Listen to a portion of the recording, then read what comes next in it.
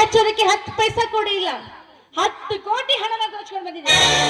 ಶಬಾಷ್ ಮಾಯಾ ಶಬಾಷ್. ನಿನ್ನನ್ನು ಏನಂತ ಹೊಗಳಲಿ ಮಾಯಾ, ಏನಂತ ಹೊಗಳಲಿ.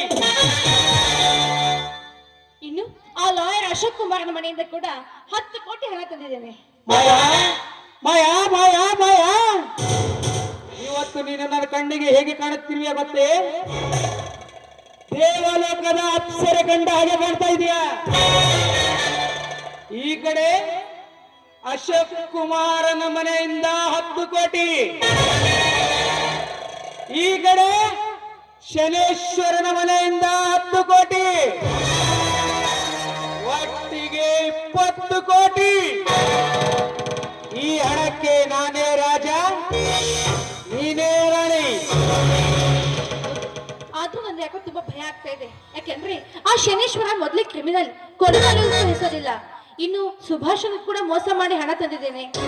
ಏನೇ ಆದ್ರೂ ನೀವು ನನ್ನ ಕೈ ಬಿಡೋದಿಲ್ಲ ತಾನೇ? ಅದರ ಚಿಂತೆ ಬೇಡ ಮಾಯ, ನಾನು ನಿನಗೆ ಎಂದಿಗೂ ಕೈ ಬಿಡುವುದಿಲ್ಲ. ಒಂದು ವೇಳೆ ಆ ಶನೇಶ್ವರ ಎದುರಾದರೆ ಅವನಿಗೆ ಮತ್ತೆ ಜೈಲಿಗೆ ಕಳಿಸುತ್ತೇನೆ. ನೋಡು ಮಾಯ, ಈಗ ಹೊರಹೊಮ್ಮಲಿ ಒಂದು ಸುಮಧುರ ಗೀತೆ.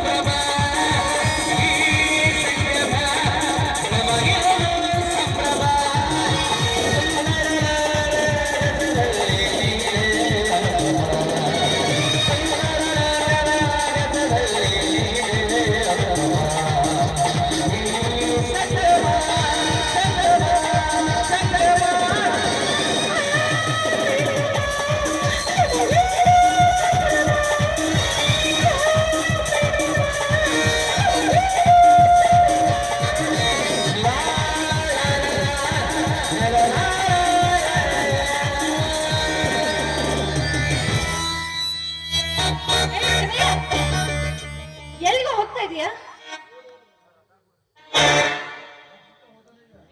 ಬಿಜಾಪುರಕ್ಕೆ ಹೋಗ್ತಾ ಇದ್ದೀನಿ ಮಾಯಾ. ಹಾಗಾದ್ರೆ ನನ್ ಗತಿ? ನಿನ್ನ ಗತಿ ಅಧೋಗತಿ. ಓಂ ನಮಃ ಶಿವಾಯ, ಓಂ ನಮಃ ಶಿವಾಯ. ನೀನು ನನ್ನ ಕೈ ಬಿಟ್ಟು ಹೋಗ್ತಾ ಇದೀಯಾ? Exactly correct. ಪಾಪಿ, ನಿನಗೋಸ್ಕರ ಶನೇಶ್ವರನಿಗೆ ಮೋಸ ಮಾಡಿದೆ, ದೇವರಂತ ಗಂಡನಿಗೆ ಕೈ ಕೊಟ್ಟೆ, ಕೈ ಬಿಟ್ಟು ಹೋಗ್ತಾ ಇದೆಯೇನೋ? ಮಾಯಾ, ಎಷ್ಟು ಬೇಗ ಅರ್ಥ ಮಾಡ್ಕೊಂಡಿರುವೆ ನೀನು ನನ್ನನ್ನ. ಮೊದಲು ಶನೇಶ್ವರನಿಗೆ ಕೈಕೊಟ್ಟೆ, ದೇವರಂತಿದ್ದ ನಿನ್ನ ಗಂಡನಿಗೂ ನೀನು ಮೋಸ ಮಾಡಿದೆ. ಮುಂದೆ ನನಗೂ ಮೋಸ ಮಾಡಲಲ್ಲಕ್ಕ ಏನು ಗ್ಯಾರಂಟಿ ಇಲ್ಲ ಮಗಳೇ.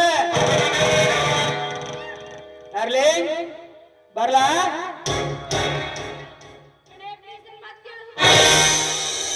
ನೋಡು ಮಾಯಾ, ಆ ಶನೇಶ್ವರನಿಗೆ 10 ರೂಪಾಯಿ ಕೊಟ್ಟು ಕಳಿಸಿರುವೆ.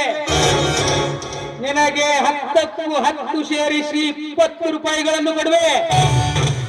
ಅದನ್ನು ತೆಗೆದುಕೊಂಡು ಹೋಗಿ ಜೇವರದಲ್ಲಿ ಯಾವುದಾದರೂ ಒಂದು ಚಹಾ ಕ್ಯಾಂಟೀನ್ನಲ್ಲಿ ಚಹಾ ಕುಡಿದು ಪ್ರಶಾಂತವಾದ ನಿನ್ನ ಸ್ಥಳವನ್ನು ಸೇರಿಕೋ. ಹಾ ಮಾಯಾ, ಬರ್ಲಾ ಮಾಯಾ?